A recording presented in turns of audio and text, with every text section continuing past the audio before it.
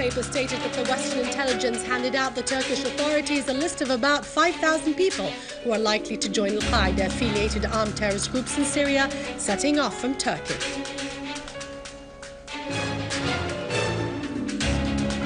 Fears of a humanitarian and ecological disaster in Aleppo as a result of the continuous week-long cut-off of drinking water by the terrorists. As-Sisi takes an oath of office as President of Egypt.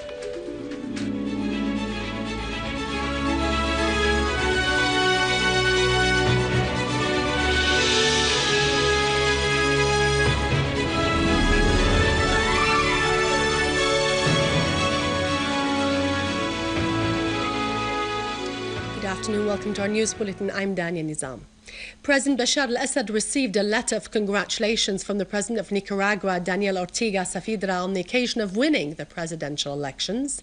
President Ortega asserted that he, and on behalf of the Nicaraguan people and government, highly appreciate President al-Assad's efforts for enhancing stability and peace, and also appreciate the special example of Syria that makes it among the countries which encourage a world where dialogue, solidarity and integrity prevail. President Ortega added that the elections and the victory of President al-Assad confirmed that the friendly Syrian people have a peace-loving spirit.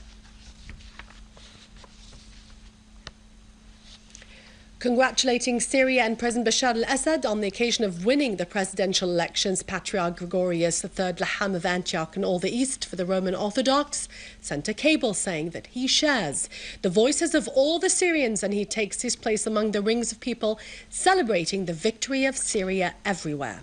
Patriarch Laham said that the challenges that face Syria require Syrian and global solidarity for reconstruction and for launching a quick and effective program by the government to restore confidence and hope to the citizens.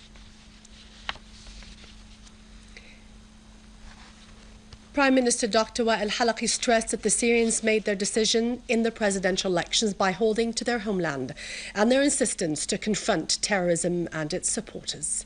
Al-Halaqi considered during his meeting with the Peasants' Union's delegation that the farmers are the main core of food security in the Arab world.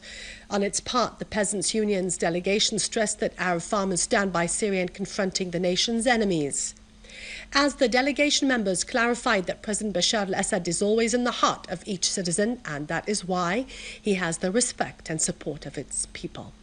They also considered that targeting Syria is targeting the Palestinian cause and all the Arab causes, hailing the Syrian government in supporting the agriculture sector and the farmers in Syria.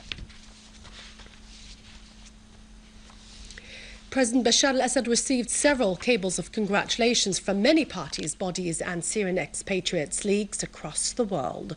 The congratulating cables were sent by head of the Democratic Liberal Party in Belarus, the Serbian Gathering for Promising People, head of the Bulgarian Social National Movement, head of the Organization of the Civil Initiative, Bulgaria Against the War on Syria and Iran, as well as by the head of the Ukrainian Social Progressive Party, in addition to a cable by the Deputy Secretary General of the Muslims Union Unity Council in Pakistan.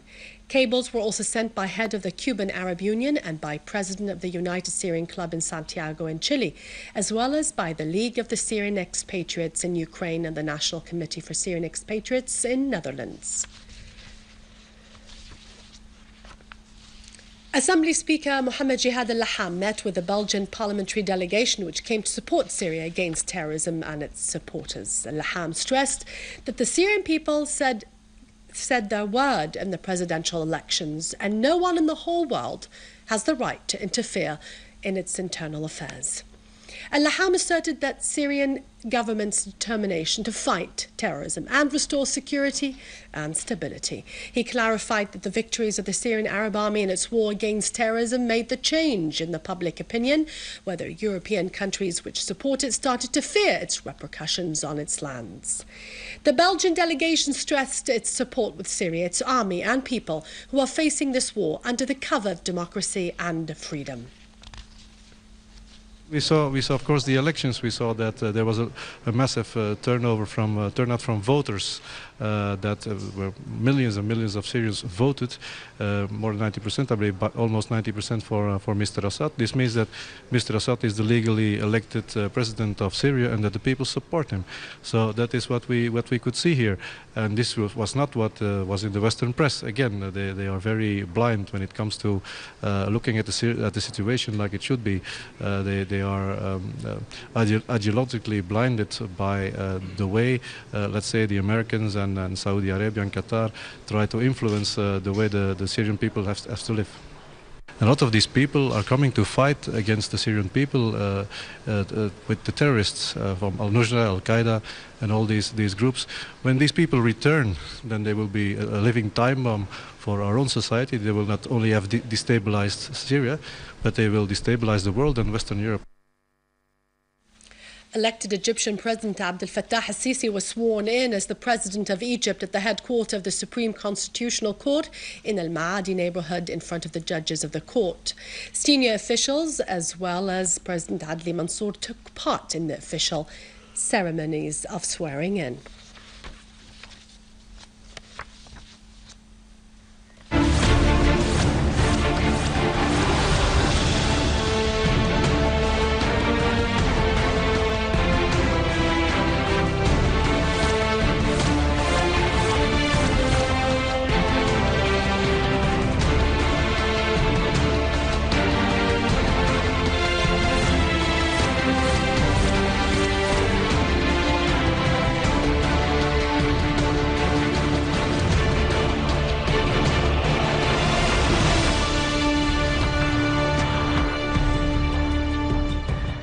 In cooperation with the local Syrian Arab Army units have discovered and seized a store of various kinds of arms and ammunition in Yabru city in Damascus countryside.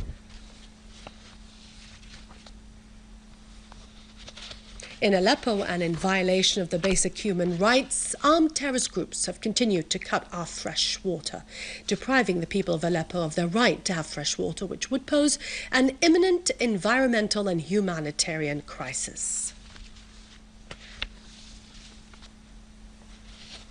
The French The Express magazine stressed that the French authorities were trying to sue the French citizens involved in fighting along with terrorist groups operating in Syria.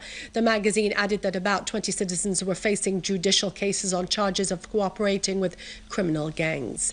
The Daily pointed out that most of the cases were against French citizens who collaborated with criminal gangs that have relations with terrorist organizations. The French Libération newspaper published an article by researcher Mark Hicker, who said that thousands of European terrorists headed to Syria to fight along with the armed terrorist groups. He added that the crisis in Syria has attracted thousands of European terrorists over the past 3 years. He concluded that the return of these terrorists to Europe is very dangerous and will last for several years. The Austrian Kronen Zeitung newspaper disclosed that about 50 Austrian terrorists returned from Syria to Austria, describing them as a time bomb that threatened the security of Europe. The Daily added that the Western governments became in direct confrontation with terrorism when they decided to send terrorists to Syria. The Daily went on to say that the Western governments began to intensify security measures to confront the danger of the terrorists returning from Syria to their homelands.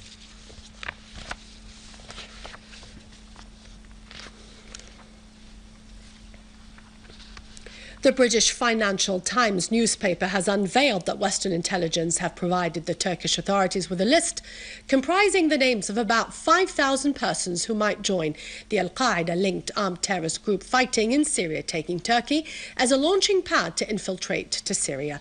It added that Western governments and security officials were very concerned that these terrorist groups might pose a grave danger to the West in the future and that they may carry out suicidal attacks after they come back to their original countries.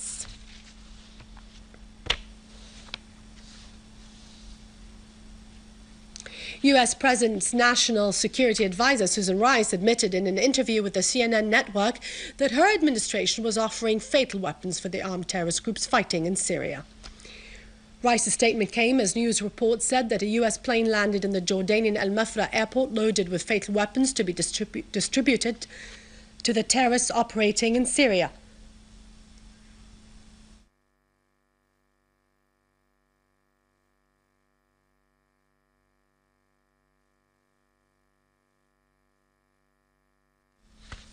In Iraq, at least 17 persons were killed and 50 others were injured in 2 terrorist attacks in Diyali city.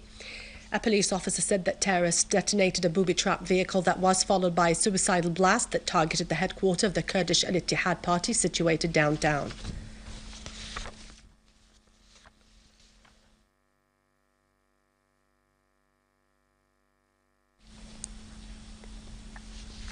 In Turkey, 2 protesters were killed in bloody clashes that erupted in Liege region, south of the country, between Turkish army and protesters who took to the streets to protest against a project of building new military posts in that part of the country. Eyewitnesses said that Turkish soldiers deliberately fired at the protesters, injuring 2 civilians. One of them was in a critical condition.